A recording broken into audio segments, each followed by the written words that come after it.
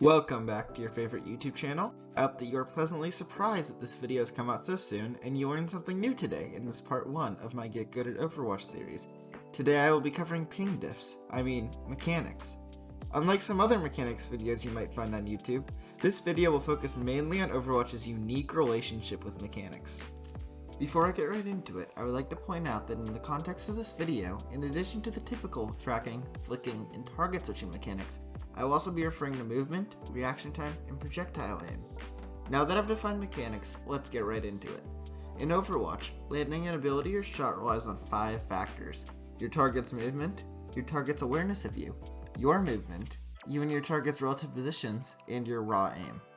Starting with movement, arguably the most important element, I will break down each factor and explain what it is and how you can improve it for your own gameplay. Unlike Valorant, in Overwatch, you can actually land shots while moving with your WASD keys, or your controller if you're lame. Deciding if you should move or not when taking a shot depends both on the relative time to kill of your hero versus your target's hero, and if your target, or anyone on the other team really, sees you. For example, in a Widowmaker 1v1, let's assume, for this example, that the enemy team is like my teammates and their monitors are not plugged in, and that both of you are aware of each other. The only thing that can be variable in this fight is each of your time to kills.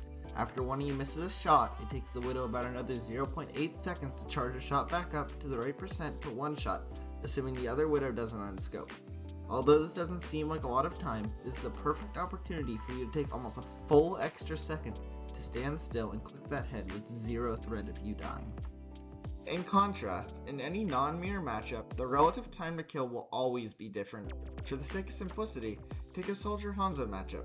If the Hanzo is aware of the Soldier does not stand a chance standing still, since by the time the Helix rockets hit the Hanzo, the Soldier will already be back in spawn to say hi to me. In this case, the Soldier should always strafe if it is a true 1v1, but in the case of a flanking Soldier, standing still does work because the Hanzo will not be aware of you. I could go on with examples longer than a close Temple of Anubis game, but I'm going to leave it here, challenging you, next time you are playing any role, to take into consideration how long it will take you and your enemy to kill each other, and who is aware of each other, and thus counter-strafing and counter-shooting accordingly. Still talking about movement, I will now be transitioning into defensive movement. Ideally, perfect mechanics would be completely unpredictable movement while landing every ability and shot. But since we are only humans, this is unattainable, causing us to have to find solutions to situationally mimic these skills. For example, if you happen to be reloading outside of cover, there is no reason for you to not fully focus your attention on having unpredictable movement for the second that you are reloading, since you will not have to aim during that time. Now for the moment you're probably waiting for, how to get better at movement. Although this video is supposed to be about mechanics, the first way to increase your movement actually has to do entirely with awareness. The best way to have unpredictable movement is to first assess where the damage is coming from, and then adjust your movement accordingly. To put this into perspective, while simple AD strafing might seem effective from one angle, to the perpendicular angle you are walking in a straight line. For this reason, I strongly suggest having a more circular strafing pattern. And before I forget, I must mention that jumping is almost never the answer.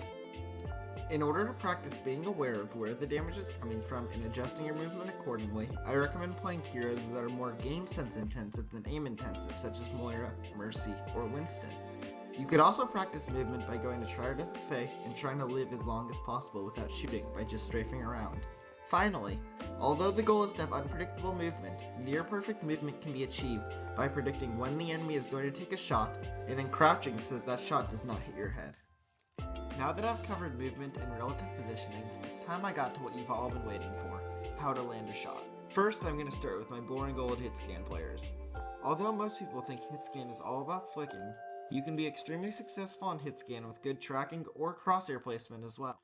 Crosshair placement is simply placing your crosshair at the level of the enemy's head, so that all you have to do is move your mouse horizontally, making it astronomically easier to land a shot.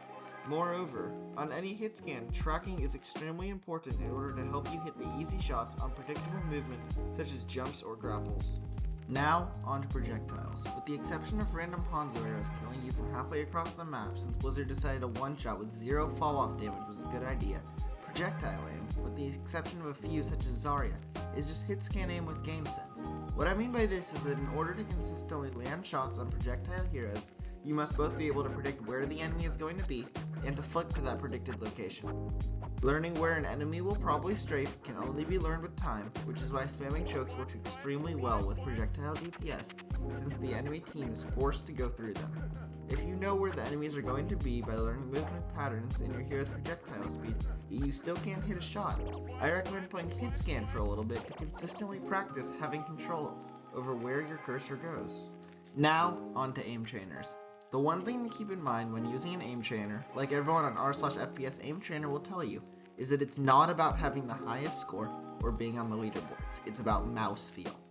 The problem with aim trainers being more competitive than helpful has to do with the passive ability our god, Jeff, gave humans, low attention span. And in Blizzard's usual fashion, it is unlikely humans will be buffed anytime soon, so we will have to play to our advantage and try to ignore the scoreboard. In terms of which aim trainer to use, I have personally started to use Oblivion because of their advanced sensitivity finder that I feel has helped me be more comfortable at moving my crosshair where I want it to go. If you already have your perfect sensitivity, which I highly doubt, Kovacs is the way to go with their top-notch community and thousands of scenarios that will help you achieve a better mouse feel. At the end of the day, sensitivity and mouse feel is different for everybody and takes time to truly master. Next, in order to land the most possible shots, I recommend staying away from aim trainers or deathmatches while you are in queue if you are planning to play for a long period of time, as you will get aim fatigue much faster. Instead, you should do something fun during your 30-minute queue, and then use your stamina bar while you are in game. Additionally, if you find yourself missing a lot of shots, try and switch to an easier target that might not get as much value but is easier to hit, because your brain will register the positive reinforcement of the hit, and it will make your next shots easier for you to land. Finally, on to reaction time. Keep in mind that humans cannot possibly reach the required reaction time to succeed in fast-paced games like Overwatch, where every millisecond counts, which is why I will not be focusing on increasing your raw reaction time. Rather, I will teach you to take the same approach that game developers use to prevent lag. What I mean by this is that the best way to have a better reaction time is to not react at all. I know this sounds counterintuitive, but hear me out. Instead of reacting, it is better to evaluate all of the outcomes that will happen in the next few seconds and prepare to avoid them ahead of time so you are not handicapped by your ping or your slow reaction time. For example, if you know their Pharah is going to barrage and you are D.Va, instead of trying to flick to her body the second you hear Justice reigns from you can be above. tracking her body and predict where she will concussion blast into your team, and preemptively get ready to defense matrix her ultimate. This same idea can be applied to almost every ability in Overwatch, especially Hook. To summarize, you can get better mechanics without actually practicing raw mechanics at all and rather focusing on prediction and understanding angles. In my next video, I will go over everything there is to know about Overwatch game sense to further help you understand some of the ideas I've presented in this video in addition to some new concepts.